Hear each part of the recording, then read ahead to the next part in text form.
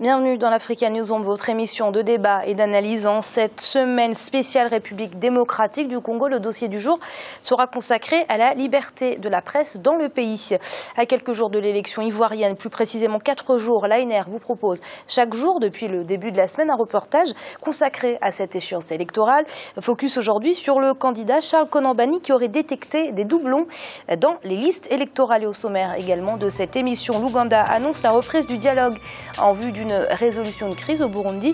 Le pouvoir burundais ne semblait pourtant pas au courant. Ils sont avec nous autour de ce plateau pour en parler. Nos éditorialistes Jean-Marie Bitomo. Jean-Marie, bienvenue. Bonsoir Amira, bonsoir à nos téléspectateurs. Jemal Taleb. Jemal, merci d'être avec nous. Merci Amira et bonsoir à tout le monde. Et Malik Hacher. Malik, bienvenue parmi nous. Merci Amira, bonsoir à tout le monde. Et tout de suite, c'est l'info du jour.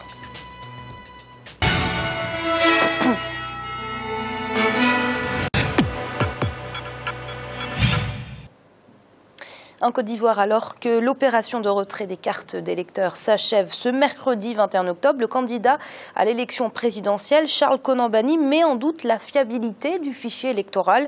La commission électorale indépendante, quant à elle, exige du candidat des preuves formelles d'irrégularité. Ibrahim Ndiaye.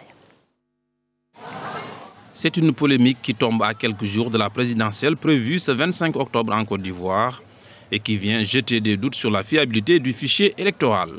Selon le candidat à la présidentielle, Charles Konan Banny, il y a au moins 794 doublons sur la liste électorale de 2015. Oui, j'ai dit que cette liste comprenait des doublons.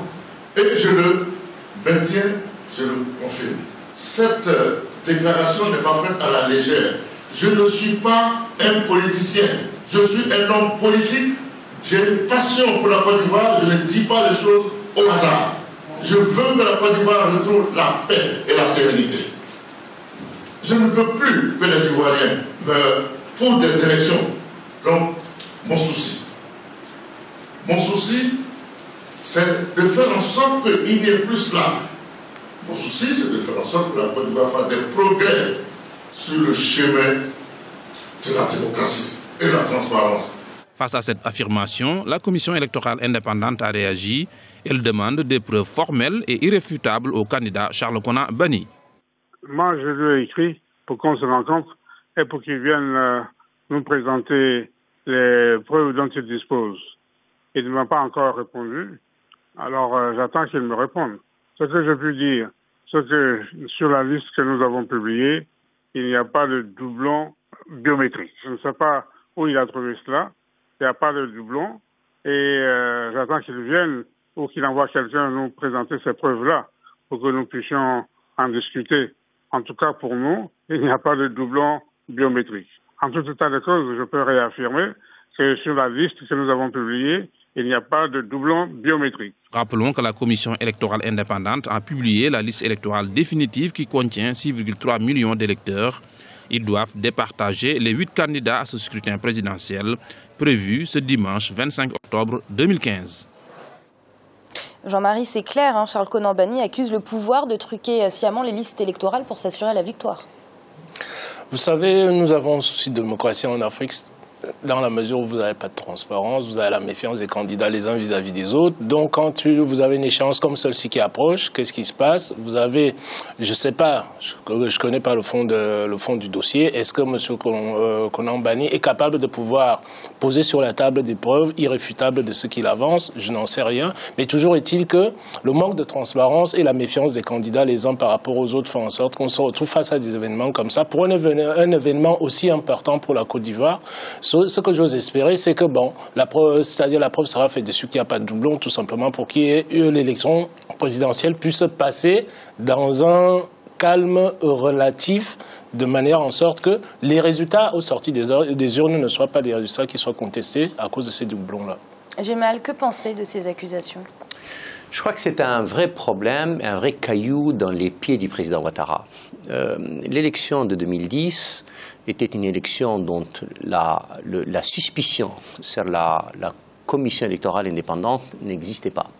Il n'y avait aucun doute sur l'impartialité, l'indépendance et la composition des membres de la CEI.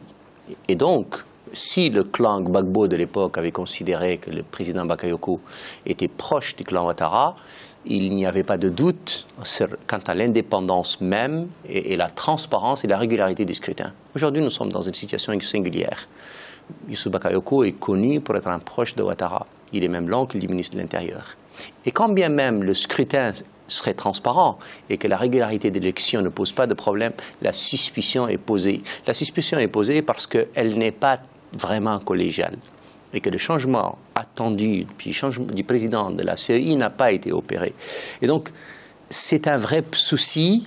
Et quand bien même il n'y aurait rien du tout, la suspicion est posée. Si j'avais un conseil à donner au président Ouattara, et je n'en ai pas, c'était plutôt de revoir la composition de l'élection. Je pense qu'il n'y a pas de doute sur la stature d'homme d'État du président Ouattara, et donc il aurait mieux fallu pour lui et pour ses proches d'éviter une suspicion, c'est là. Et au demeurant, je pense pour le coup qu'il y a un vrai débat sur le continent africain sur ces questions-là. C'est-à-dire que nous avons besoin définitivement de trancher. La chose qui, pour moi, est la seule qui vaille, c'est la transparence du scrutin, la collégialité de la gestion du scrutin, l'indépendance des membres de celle-ci.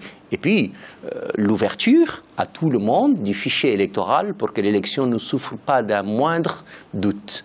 Et donc, je sais qu'on aime bien, on en a débattu hier, on en débattra encore sur le nombre de mandats, les limitations des mandats.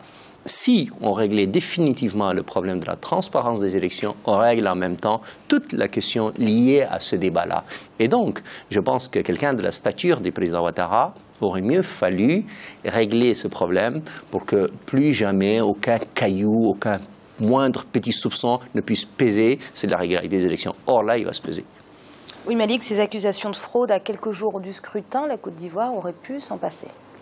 Oui, effectivement, mais ces questions, elles arrivent tout le temps au moment de l'élection présidentielle parce que justement, comme l'ont rappelé Jean-Marie et Gemma, il y a un problème de consensus autour des personnes qui composent les instances chargées justement de surveiller les élections. Dès qu'on ne règle pas cela, dès le mandat d'un président, vous avez ce problème qui va se poser à l'aube des élections suivantes. Donc oui, il y a un problème, c'est un risque aussi, c'est un facteur d'instabilité pour la prochaine élection présidentielle. J'espère que cette question va être réglée. Il en va de la stabilité de la Côte d'Ivoire. La Côte d'Ivoire a subi un traumatisme ces dernières années lors des problèmes qui se sont posés après l'élection de 2010. Donc oui, effectivement, on n'arrivera pas justement à avoir un cadre apaisé tant qu'on n'aura pas des personnes qui font consensus pour organiser des élections présidentielles. Et l'Ouganda annonce la reprise du dialogue pour le retour de la paix au Burundi. Le pays mène une médiation au nom de la communauté des États d'Afrique de l'Est. Des réunions préparatoires ont débuté le 19 octobre afin de déterminer la liste des participants à ce dialogue. Des initiatives qui semblent surprendre les autorités burundaises qui disent ne pas être informées de la reprise de ce dialogue inclusif. Ibrahima Ndiaye. Va-t-on vers la reprise du dialogue dans la crise politique au Burundi? Les autorités ougandaises annoncent la reprise des négociations entre les différents acteurs politiques burundais à Kampala. Selon le porte-parole du gouvernement ougandais, Ofuono Opondo, des réunions préparatoires ont débuté le 19 octobre dans la capitale ougandaise. Des rencontres qui devraient permettre de dresser la liste des participants à ce dialogue inclusif burundais. Il y a des réunions préparatoires à Kampala pour sélectionner ceux qui sont invités au dialogue pour cette première session depuis les élections. Nous espérons que d'ici la fin octobre, il y a un accord autour de cette liste. Le président Museveni va continuer de mener cette médiation au nom de la communauté des États d'Afrique de l'Est. Il est en contact avec toutes les parties du conflit. Ils ont tous accepté qu'il prenne la tête de ces négociations. Mais alors que les autorités ougandaises déclarent avoir obtenu l'accord des différents protagonistes de la crise burundaise, allant même jusqu'à détailler le déroulement des consultations qu'elles envisagent d'organiser, les autorités burundaises affirment ne pas avoir été informées de la reprise prochaine de ces pourparlers. Pour montrer notre bonne volonté, nous avons cherché M. Kiyonga, le ministre ougandais de la Défense. On a discuté, mais il ne m'a jamais dit qu'ils étaient en train d'élaborer des listes. Ils ne peuvent pas constituer de liste pour nous, le gouvernement. Ce qui se fait sans nous se fait absolument contre nous. Et si les attentes quant à ce dialogue sont nombreuses, sa réussite dépend toutefois de plusieurs paramètres. Ce dialogue pourrait être une réussite si le gouvernement ougandais change le mode d'opération, le mode de discussion. Cette fois-ci, il faudra convier tous les opposants qui sont à l'étranger, surtout qui sont à l'étranger, et aussi clarifier bien le cahier de charge, savoir sur quoi ils peuvent négocier parce qu'il y a beaucoup de sujets qui sont tabous d'un côté ou de l'autre. Selon les autorités ougandaises, le dialogue inter-burundais devrait reprendre au mois de novembre 2015. Malik, c'est assez étrange cette annonce faite par l'Ouganda alors que le pouvoir burundais lui-même ne serait pas au courant. Quelle lecture peut-on en faire? Qu'est-ce que ça veut dire que la médiation internationale essaierait de mettre sur la touche le pouvoir burundais? C'est étrange cette affaire. Même moi, je suis perplexe par rapport à cette nouvelle.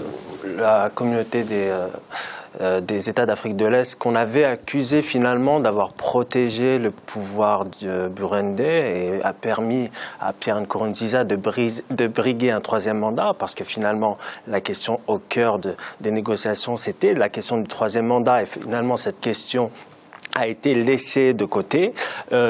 Je suis perplexe par rapport à cette décision. Maintenant, je ne suis pas sûr que le pouvoir burundais sera ouvert au dialogue après ce qui s'est passé. Maintenant, comme l'a dit Gratien dans le sujet, il faudra, je pense, quand on ouvre un dialogue, il faut l'ouvrir avec le plus de monde possible, et notamment ces personnalités qui sont à l'étranger et qui sont des opposants au pouvoir burundais. Donc la question est posée, quelles sont les personnalités qui vont faire partie de ce dialogue dit inclusif ? Est-ce que c'est le pouvoir burundais qui va décider qui va siéger? Je pense que c'est un esprit de fermeture si ça se passe comme ça. Donc, je suis tout à fait perplexe par cette initiative de l'Ouganda. Je pense que ça mérite des éclaircissements après. Je pense que c'est une nouvelle qui est trop fraîche. Il faudrait savoir quelles sont les intentions vraiment de l'Ouganda. Oui, c'est vrai, Gemal, c'est une affaire assez étrange. Sans doute, mais ce qui est étrange, c'est le président Nkurunziza, honnêtement. Je veux dire, si quelqu'un dans ce coup-là n'a pas été, et Dieu sait que je n'étais pas contre l'idée qu'il se présente, parce qu'encore une fois, c'était un débat que nous faisons ici, et qui, d'abord, il y a débat, et puis un débat, on peut le régler tout simplement avec le dialogue. Mais le comportement plus tard du président Nkurunziza me rend totalement perplexe. Et donc, s'il y a une chose que je ne comprends pas, c'est le comportement pathétique dans lequel le pouvoir burundais continue à s'entêter. Vous parlez des violences et des répressions actuelles? Absolument, absolument. Et son incapacité, de régler un front intérieur, de mener un débat serein, pacifié avec tout le monde, troisièmement, de pacifier les rapports et les relations avec ses pays voisins. Et donc, quand à chaque fois et tous les jours, il a besoin de sauter sur quelqu'un, tout en restant lui-même bunkérisé à l'intérieur de son propre pays, ça pose un problème. Alors, le comportement du président de l'Ouganda, Yoweri Museveni, est plutôt correct. Ça consiste à trouver une solution à un problème sérieux. Il ne consiste pas à servir, pardon, l'expression de la soupe au président Nkurunziza. Il faut trouver une solution. Et pour trouver une solution, il faut satisfaire les deux parties. Parmi celles-ci, nécessairement et obligatoirement, la réfection du fichier électoral. Si le président Nkurunziza voulait définitivement régler son problème, et Dieu sait qu'il en a besoin, il faut accepter que les autres parties soient avec lui, que le débat soit ouvert, et que, il démissionne, il met en jeu son mandat, qui n'est pas vraiment son mandat pour le moment, et qu'il le fasse en acceptant la réfection du fichier électoral. Et tout cela doit se faire par les pays voisins, les pays autour de lui, qui sont les premiers concernés parce qu'ils reçoivent beaucoup de réfugiés burundais. Et donc, c'est là la vraie question. Si vraiment il y a quelqu'un que je ne comprends pas, hélas, c'est le président Nkurunziza. Alors, Jean-Marie, on le sait, il y a beaucoup d'accusations en ce moment contre le pouvoir burundais de la part des opposants et même de la part des journalistes. Et on sait également que le président Pierre Nkurunziza ne veut pas négocier avec l'opposition qu'il qualifie d'opposition radicale. Dans un tel contexte, comment parvenir à résoudre la crise politique et sécuritaire qu'il y a actuellement au Burundi ? Vous savez, Amira, j'ai l'impression que la situation burundaise est une situation assez spécifique et de mon point de vue, ça ne me surprend pas trop, tout simplement. Pourquoi? Parce qu'on a vécu pratiquement pendant une année avec le problème burundais. Le problème burundais qui était le problème de la modification de la Constitution pour reconduire un troisième mandat. Donc il y a eu une fuite en avant permanente de la part, du président Nkurunziza, qui n'a pas voulu, c'est-à-dire s'asseoir et discuter du fond du problème.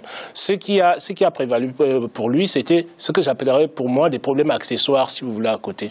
Et deuxièmement, vous savez très très bien qu'il y ait eu un troisième mandat, la communauté internationale n'a pas reconnu les élections burundaises. Donc à partir de là, ça commence à poser un problème. Ce problème-là, j'ai l'impression que la communauté des États de l'Afrique de l'Ouest veulent résoudre ce problème-là de manière pacifique, puisque ce sont des pays qui fonctionne à peu près comme l'Afrique de l'Ouest, c'est-à-dire dans la consensualité. Et cette consensualité-là, j'ai l'impression que le président actuel n'en veut pas. Et ça déstabilise, comme Djemal le disait tout à l'heure, tous les pays tout autour, tout simplement. Pourquoi? Parce que vous avez des réfugiés de ces pays-là qui sont dans ces pays-là qui doivent être pris en charge par les États, si vous voulez, ces États-là. Et ça coûte cher si vous voulez pouvoir, comment dirais-je, accueillir ces réfugiés-là. Donc j'espère bien que le président burundais reviendra, si vous voulez, à de meilleures dispositions, parce que sans son opposition, si vous voulez, qu'est-ce qu'il va faire? C'est-à-dire ça va être un pouvoir autocratique au Burundi,